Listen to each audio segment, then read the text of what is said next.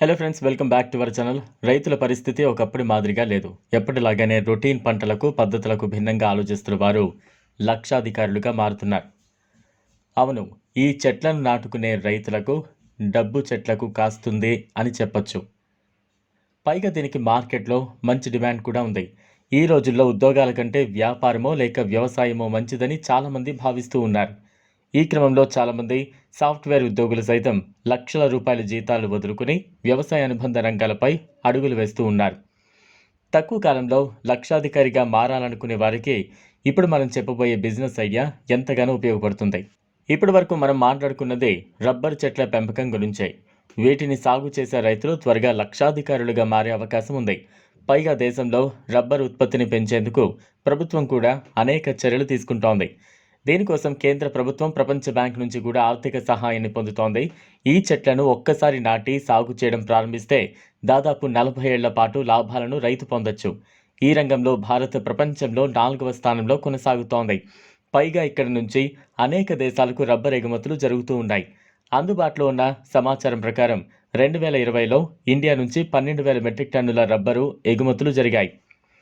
మన దేశం నుంచి Brazil, America, China, Nepal, United Arab Emirates, Sweden, Pakistan, Malaysia, Belgium, Turkey మొదలైన దేశాలకు రబ్బరు ఎగుమతి జరుగుతోంది. టైర్లు, ఇంజన్ సీల్స్, లాటెక్స్ పరుపులు, ఎలక్ట్రిక్ పరికరాలతో పాటు ఇతర ఉత్పత్తుల్లో దీన్ని విరివిగా వినియోగిస్తున్నందున మంచి గిరాకీ ఉంది.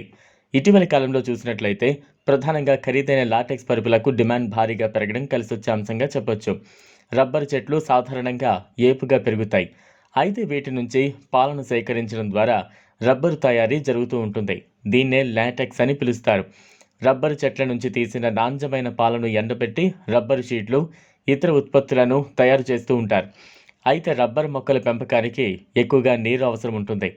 ఇలా రబ్బరు సాగు చేసే రైతులు ఒక్కసారి చెట్లను నాటితే 4 దశాబ్దాల పాటు వాటి నుంచి లాభాలను అందుకోవచ్చు.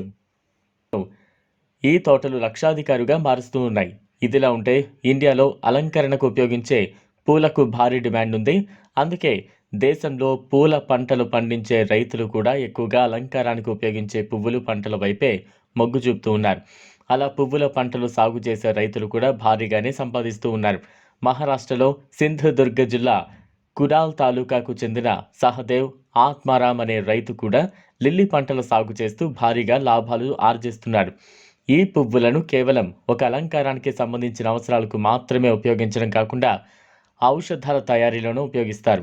గత 2 ఏళ్లుగా తాను తెలుపు రంగు స్పైడర్ లిల్లీ రకం పువ్వుల పంట సాగు చేస్తూ ఆర్థికంగా మంచి లాభాలు చూస్తున్నారని సహదేవ్ ఆత్మారాం తెలిపారు. సహదేవ్ ఈ పూల పంటలు పండించడానికంటే ముందుగా అగ్రిమ్లో డిప్లొమా చేశాడు. ఈ వీడియో మీకు నచ్చినట్లయితే లైక్ చేయండి, షేర్ చేయండి, ఛానల్ను సబ్స్క్రైబ్ చేసుకోండి.